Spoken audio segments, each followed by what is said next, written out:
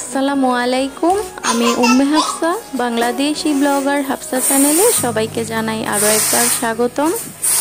কাছে দূরে যে যেখান থেকেই আমার আজকের ব্লগ ভিডিওটি দেখছেন, আশা করছি সবাই সুস্থ আছেন, ভালো আছেন। আলহামদুলিল্লাহ, আমরাও বেশ ভালো আছি।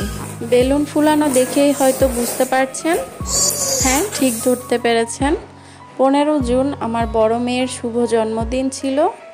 তারই খুব ছোট্টখাট্ট একটা আয়োজন করেছিলাম, আসলে মেয়ের খুশির জন্য করা।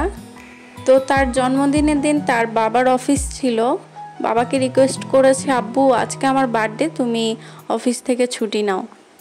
তো যেই কথা সেই কাজ, মেয়ে আবদার করেছে, মেয়ের আবদার তো আর ফেলানো যায় না। তো বাবাও মেয়ের কথা মতো বিকেলবেলা ছুটি নিয়ে অফিস থেকে চলে এসেছিল মেয়েদের সাথে আনন্দ করবে। তাদের বাবা বেলুন ফুলাচ্ছে আর এটা দেখেই কিন্তু তারা অনেক আনন্দ পাচ্ছে। বেলুন ফুলাতে ফুলাতে এর মধ্যে আমাদের ব্রিটিশ দুষ্ট মেহমানগুলো চলে এসেছে। তো এবার ভাই বোনরা মিলে একসাথে খুব বেশি মজা করছিল, দুষ্টুমি করছিল।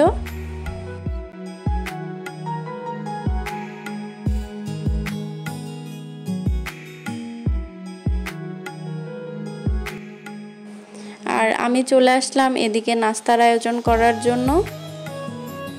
সেই সাথে মেয়ের জন্য একটা বার্থডে কেক বানিয়েছিলাম। আমার মেয়ে আমার কাছে আবদার করেছিল একটা বাটারফ্লাই কেক বানিয়ে দিও আম্মু, তো তার জন্য একটা বাটারফ্লাই কেক বানিয়ে দিলাম। আর সেই সাথে খুবই হালকা পাতলা কিছু নাস্তার আয়োজন করেছিলাম।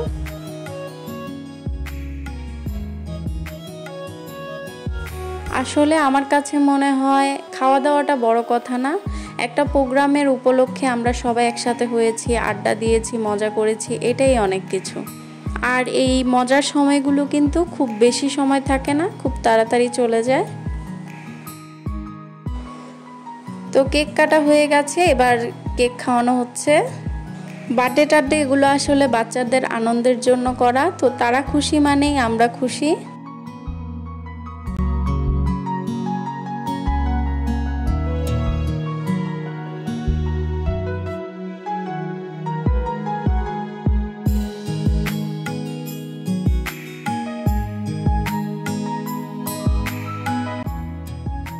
কেক টেক খাওয়া শেষ করে এবার চলে আসলাম রাতের রান্নার আয়োজনে।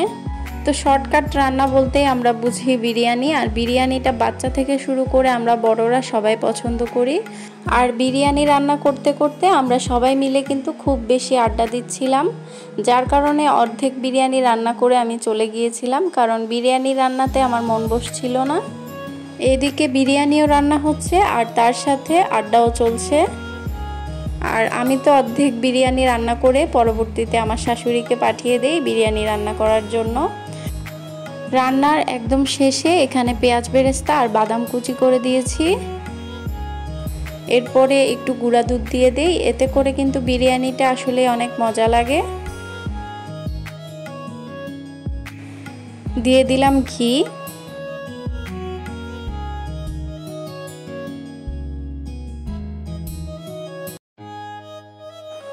সব শেষে দিয়ে দিলাম 10-12টার মতো আস্ত কাঁচামরিচ। তো আমাদের বিরিয়ানি কিন্তু রান্না হয়ে গিয়েছে। আসলে গল্প করতে করতে আর ভিডিও করা হয়নি। আশা করি আপনাদের সবার কাছে আমার আজকের ভিডিওটি ভালো লেগেছে। আজকে তাহলে এখানেই বিদায় নিচ্ছি। সবাই সুস্থ থাকবেন, ভালো থাকবেন। আল্লাহ হাফেজ।